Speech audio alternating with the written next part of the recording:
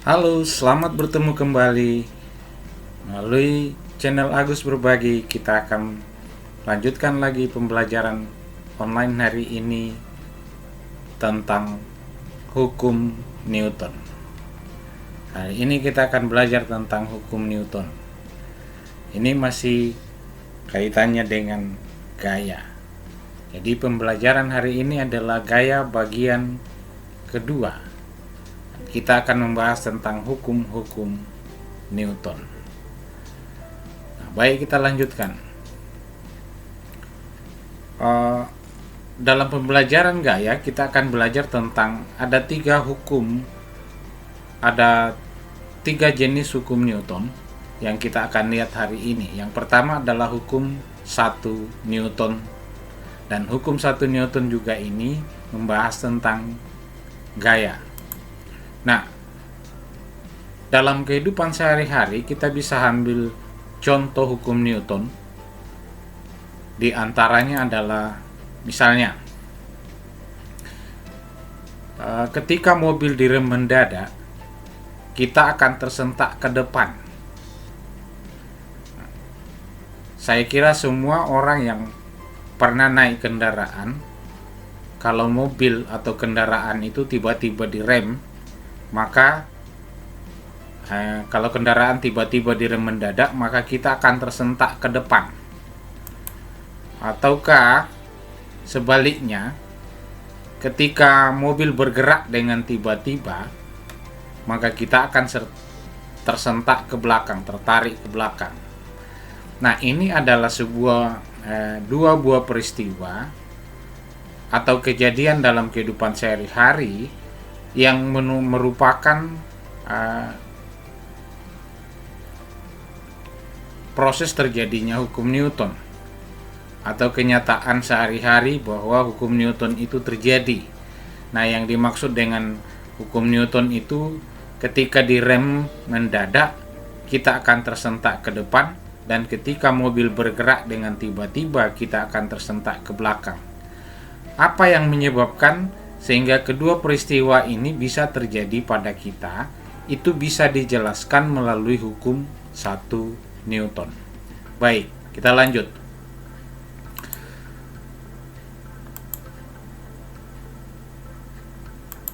Newton mengatakan begini dalam hukumnya. Jika resultan gaya pada suatu benda sama dengan 0, maka benda yang mula-mula diam akan terus diam. Diam dalam hal ini adalah mempertahankan keadaan diam. Sedangkan jika benda itu bergerak, maka ia akan bergerak terus dengan kecepatan tetap. Nah, ini yang dikemukakan oleh Newton dalam hukumnya yang pertama, bahwa jika resultan gaya pada suatu benda sama dengan 0, maka maka akan terjadi benda yang mula-mula diam akan terus diam, akan mempertahankan keadaan diam. Sedangkan jika benda itu bergerak, maka ia akan bergerak terus menerus dengan kecepatan tetap. Nah, ini jawaban dari kejadian sehari-hari tadi. Apabila kita di atas kendaraan duduk, lalu tiba-tiba dijalankan dengan cepat, maka kita akan tersentak ke belakang. Sebaliknya, kalau kendaraan itu tiba-tiba direm mendadak, maka kita akan tersentak ke depan. Nah, peristiwa ini yang dimaksudkan oleh Newton.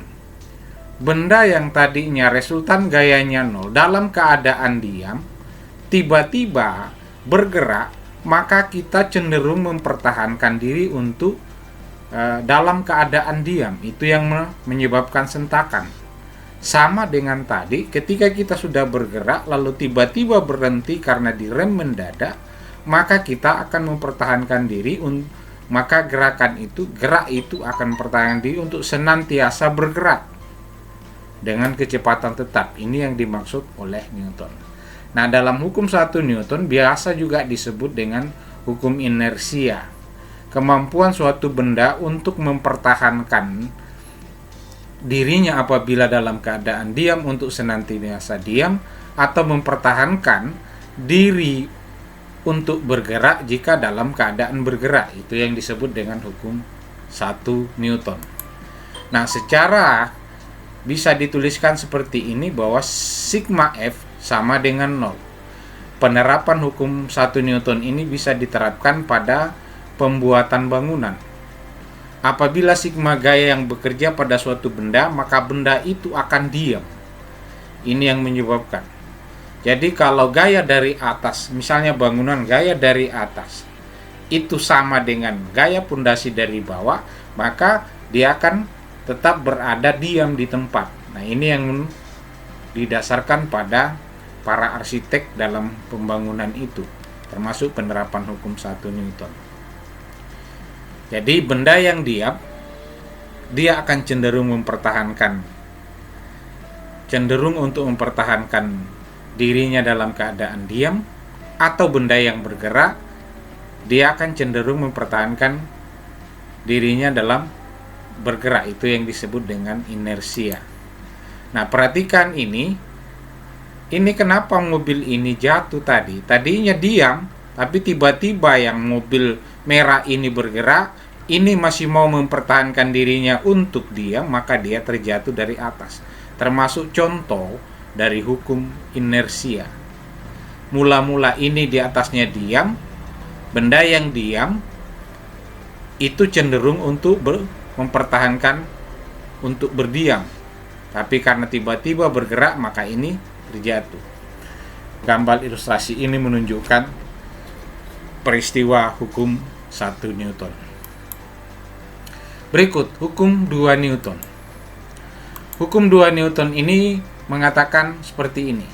Jika pada suatu benda bekerja suatu gaya, benda akan bergerak dengan percepatan yang besarnya sebanding dengan resultan gayanya dan berbanding terbalik dengan massa benda. Jika pada suatu benda bekerja suatu gaya, benda akan bergerak dengan percepatan yang besarnya sebanding dengan resultan gayanya dan berbanding terbalik dengan massa benda. Tadi pada pertemuan yang lalu kita sudah mempelajari tentang resultan gaya, bagaimana cara menentukan resultan gaya. Dan hari ini akan kita kembali lihat tentang resultan gaya yang ada pada hukum 2 Newton. Perhatikan ini, gambar ilustrasi orang berkuda ini ternyata berlaku prinsip yang terjadi pada hukum 2 Newton. Suatu benda, pada benda ini bekerja suatu gaya, benda akan bergerak dengan percepatan, di mana percepatannya akan sebanding dengan resultan gaya dan berbanding terbalik dengan massa benda. Artinya apa?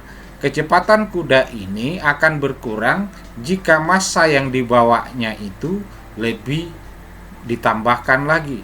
Misalnya, ini kan cuma satu orang. Nanti kalau ditambahkan misalnya satu orang di atasnya, kan massanya bertambah. Itu artinya nanti kecepatannya akan berkurang. Ini yang dimaksud oleh Newton. Nah, hukum Newton ini dapat ditulis dengan secara matematika seperti ini. Sigma F sama dengan massa benda dikali dengan percepatan. Jadi banyaknya gaya yang bekerja itu akan sama dengan berapa massa benda itu dikali dengan percepatannya. Nah, ini berlaku hukum 2 Newton. Itu sebabnya tadi saya katakan bahwa di hukum 2 Newton berlaku cara menentukan berapa resultan gaya, karena sigma gaya ini itu dihitung dengan menggunakan resultan gaya. Percepatan kita sudah belajar dalam gerak, satuannya meter per sekon kuadrat, massa satuannya kilogram. Baik, kita lanjut. Hukum 3 Newton. Apabila sebuah benda yang dikenai suatu gaya, maka benda tersebut akan memberikan gaya yang besarnya sama dengan gaya yang diterima, tetapi arahnya berlawanan. Hukum ini biasa disebut hukum aksi reaksi dan persamaannya seperti ini. gaya aksi itu akan sama dengan min gaya reaksi. Tanda min ini menunjukkan bahwa gaya reaksi selalu berlawanan dengan gaya aksi. Misalnya suatu benda diberikan gaya ini seperti ini, maka ini akan terjadi hukum aksi reaksi menurut Newton. Pemberi gaya ini memberikan gaya, ada gaya reaksi yang besarnya sama dengan ini, tetapi berlawanan arah. Itu yang dimaksud dengan hukum 3 Newton atau aksi reaksi. Nah, perhatikan salah satu contoh yang menunjukkan ini aksi reaksinya di mana. Ternyata arah semburan ini, ya, asap roket ini ketika diluncurkan dia ke bawah, tetapi arah pergerakan roket itu berlawanan arah. Itu artinya di sini terjadi hukum aksi reaksi. Ada gaya aksi dan ada gaya reaksi. Oke. Semburan ke bawah ini, semburan roket ke bawah, semburan gas yang ditimbulkan oleh roket ini ke bawah itu menyebabkan roket ini terdorong ke atas. Nah, itu adalah peristiwa hukum 3 Newton atau hukum aksi reaksi. Arah gas ini berlawanan dengan arah gerakan roket. Nah, itu ciri pada hukum 3 Newton. Contoh yang lain masih banyak dalam kehidupan sehari-hari tentang aksi reaksi. Nah, ada sifat-sifat yang harus dipenuhi pada hukum 3 Newton atau hukum gaya aksi reaksi. 1. Gaya yang bekerja besarnya sama. 2. Arahnya berlawanan arah, tadi min F reaksi. Terletak pada satu garis lurus dan bekerja pada dua benda yang berbeda. Ini adalah sifat-sifat gaya gaya aksi reaksi yang dikemukakan oleh Newton. Nah, contoh hukum 3 Newton seperti yang saya katakan tadi. Misalnya kalau kita berenang, kaki kita mendorong air ke belakang, tetapi badan terdorong ke depan. Itu aksi reaksi. Ketika balon udara meletus, anginnya keluar ke belakang, balonnya terdorong ke depan. Arah gerak dayung dan gerakan perahunya. Kalau kita mendayung perahu, kita dayung ke belakang, tapi arah gerak perahunya ke depan. Roket yang meluncur tadi saya kira jelas. Semburan gas roket atau asap roket itu ke bawah, sementara roketnya meluncur ke atas. Nah, orang yang naik tangga juga, kaki kita mendorong tangga ke bawah, badan kita naik. Nah, ini peristiwa dalam kehidupan sehari-hari yang menunjukkan contoh hukum 3 Newton. Sampai berjumpa kembali dalam pembelajaran berikutnya. Salam sehat.